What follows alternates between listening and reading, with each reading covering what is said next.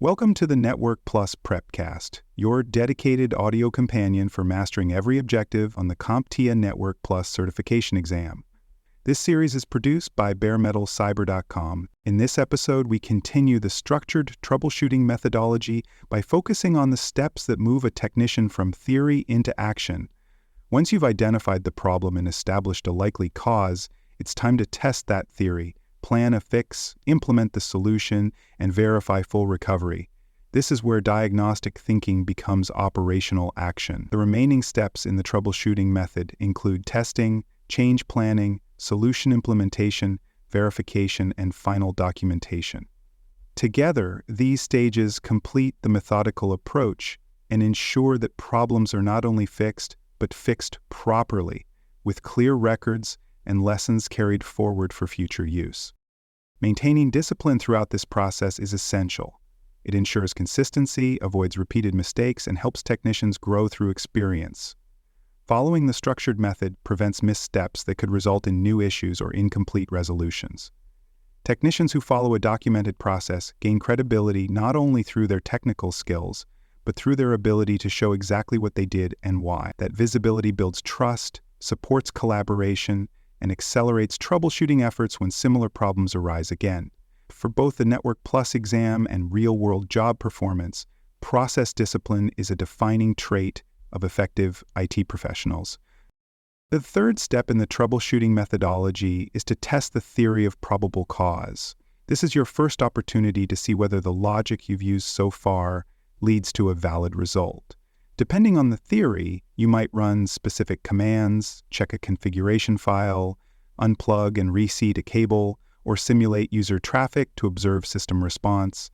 Tools like ping, tracer route, SNMP, queries, log viewers, or direct interface checks may be involved. The goal here is to either confirm the theory, meaning that your proposed root cause is consistent with system behavior, or refute it and look for an alternative explanation.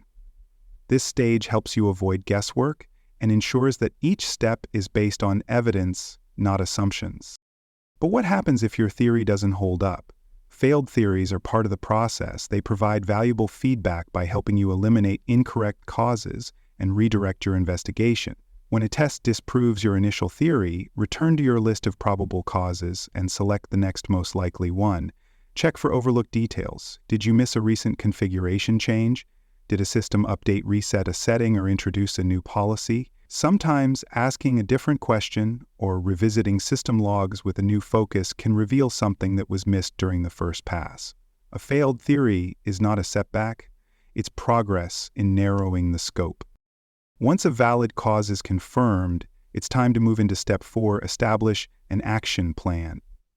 This is where you define exactly what change will be made, how it will be performed, and what the expected outcome should be. A well-defined action plan considers the scope of the change, the impact on users or systems, and any dependencies involved. For instance, if you're adjusting a routing table, what other systems rely on that route? If you're restarting a service, are users currently dependent on that connection? A good plan accounts for these variables and creates a clear path from current state to resolved state. Change scheduling and communication are key parts of the action planning process. Technicians must notify users, teams, or departments that could be affected by the fix, especially when dealing with production systems. Even if the change seems minor, the impact could ripple into user workflows or automated systems. For changes with larger impact, schedule the work during defined maintenance windows where service disruptions are expected and tolerated. You document who is responsible for making the change, when it will occur, and how success will be measured. Coordination is vital to avoid unexpected consequences or duplicate efforts. Step 5 is implementation, where the solution is put into effect. When applying the fix, follow your action plan precisely. Make one change at a time, especially in sensitive or critical environments. Changing too many variables at once makes it harder to know which action solved the problem, or worse, which action caused a new one. Monitor system status as each change is applied, keeping a close eye on error counters, log messages, and service performance. If something goes wrong, stop immediately and consult the rollback plan, if one exists. Controlled execution is far more effective than hurried patching. With the change implemented, move to Step 6, verify full system functionality. This step ensures that the original issue has been fully resolved and that all affected systems are operating as expected. Don't assume that just because one test passes, the problem is gone. Confirm that all services have returned to normal by checking log entries, device dashboards, and any metrics associated with performance or stability. Reach out to users who initially reported the problem and ask them to confirm that their issues are resolved. Ask questions like, "Can you access the system now?" or "Is the delay still occurring?" User feedback is one of the most valuable indicators of resolution. This is also the time to check for collateral impact. Even a successful change may cause new issues if dependencies were missed or unintended side effects occurred. For example, reassigning an IP address to fix one conflict might accidentally cause another conflict elsewhere. Applying a firewall rule may open or close ports in unexpected ways. Always double-check surrounding systems and monitor logs for signs of stress, errors, or resource bottlenecks. Network troubleshooting rarely happens in isolation, and verifying broader stability is part of the technician's responsibility. Once the problem is fully resolved and all functionality is confirmed, it's time for Step 7, document the process and results. Good documentation includes a summary of symptoms, tools used, diagnostic steps taken, the identified root cause, the fix applied, and the final outcome. Timestamps, log entries, and relevant system data help build a clear timeline. Any diagrams that changed or settings that were adjusted should be updated in central documentation repository. If your team uses a known error database or internal wiki, the case should be added there as well. This transforms a single incident into a shared resource that helps others resolve similar issues in the future. Documentation is not just about record keeping, it's about enabling the team. Well-written fix notes improve collaboration, accelerate training, and reduce redundant work. They help new technicians ramp up quickly and give seasoned team members a resource when troubleshooting reappears in a different context. They also support compliance, audits, and post-mortem analysis. When incidents are reviewed, whether quarterly, annually, or after a major outage, these records provide clarity about what happened, what was done, and how future risks can be reduced. Troubleshooting that ends without documentation is troubleshooting that will likely have to be repeated. For more Cyber's content and books, please check out cyberauthor.me. Also, there are other podcasts on cybersecurity and more at baremetalcyber.com. After documenting the fix, the next focus should be on preventing recurrence. A solid troubleshooting process doesn't just resolve the immediate issue.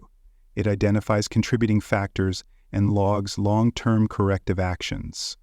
When writing your final notes, include details about what caused the problem and why it happened.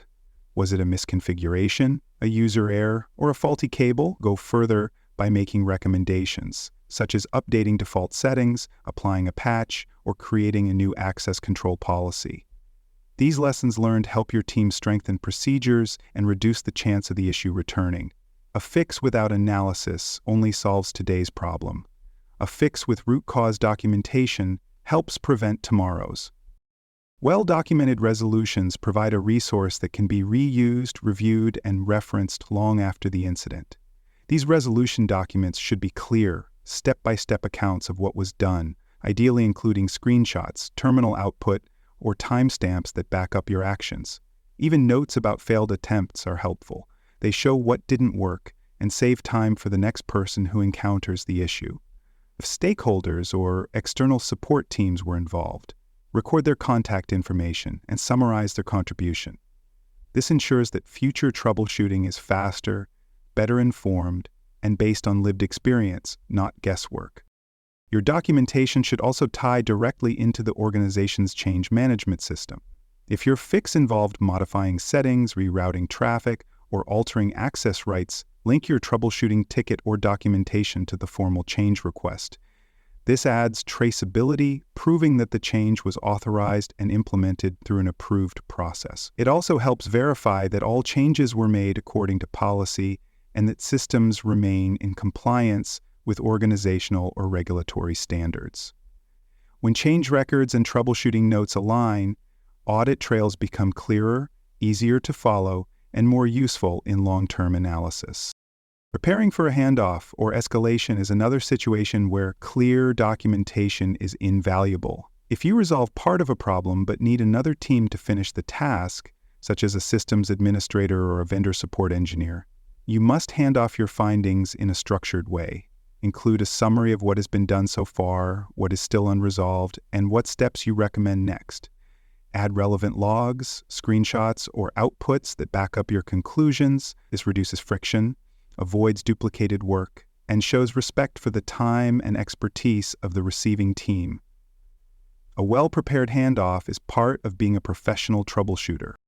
On the certification exam, expect questions that require you to understand this final part of the troubleshooting method. You may be asked what step comes after confirming functionality or what should be documented after a change.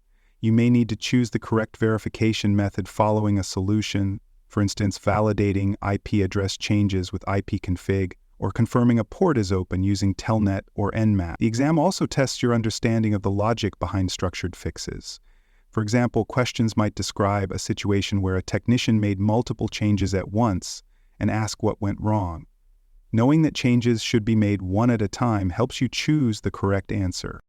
The impact of missing documentation is often underestimated, but it's felt every time an issue returns, and no one remembers how it was fixed the last time. Lack of records leads to repeated investigation, avoidable outages, and lost hours. Teams lose context, technicians leave, and institutional memory fades quickly. When systems are misdiagnosed again and again because previous resolutions weren't written down, the entire organization suffers. Thorough documentation prevents this. It turns each fix into a permanent improvement and allows the team to build collective knowledge, one ticket at a time. Completing the troubleshooting methodology with a full verify and document process isn't just about wrapping things up. It's about building operational maturity. When every fix is recorded, every pattern is noticed, and every lesson is shared, the whole team improves. Troubleshooting becomes faster, more accurate, and more resilient over time. Your documentation becomes a form of professional legacy, something that strengthens the organization even after you've moved on to other projects. It allows junior staff to learn from real-world incidents and helps senior staff reflect on how systems evolve. Team-wide improvement can also be encouraged through post-incident reviews or case study sessions. After resolving a major issue, bring the team together to review what happened, how it was handled, and what could have been done better. Share well-documented fixes in team meetings, post them to internal wikis, or review them during performance reviews. Over time, this builds a culture of transparency, continuous improvement, and shared responsibility.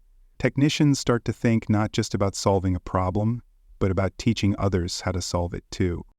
Encouraging this kind of culture also pays off in certification preparation. The more real-world examples you review, the more naturally you'll recognize patterns and answers on the exam.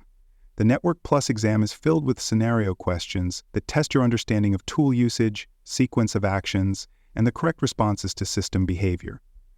Reviewing documentation from real incidents helps you internalize those patterns. It also strengthens your ability to answer questions that don't rely on memorization, but on critical thinking. As we close out this episode and complete the structured troubleshooting methodology, remember that each step builds upon the last. You begin with clear identification, move into analysis, test your theories, create a change plan, implement with care, verify recovery, and document thoroughly. Each phase has its purpose. Skipping any step weakens the result. When performed in full, the process results in fewer errors, faster resolution, and stronger systems over time. Confirming a fix is not the end of the job, it's the beginning of the next opportunity to improve. Documenting your work turns isolated events into shared knowledge. Reviewing your process builds personal and team-wide growth. When these habits become second nature, you're not just solving problems, you're building a stronger, smarter IT environment. And that, ultimately, is what separates the technician who knows what went wrong from the one who ensures it never happens again. Thank you for listening to this episode of the Network Plus Prepcast, your trusted audio guide to the CompTIA Network Plus certification. This episode was produced by baremetalcyber.com. For more cybersecurity podcasts, books, and resources, visit baremetalcyber.com. Thanks for joining us for this episode of the Bare Metal Cybersecurity Plus podcast. For more episodes, tools, and study support, visit us at baremetalcyber.com. And before you take the test, make sure to check out the practice questions in the book Achieve CompTIA Security Plus SY0-701 Exam Success by Dr. Jason Edwards. They cover every domain and are a powerful way to lock in your knowledge.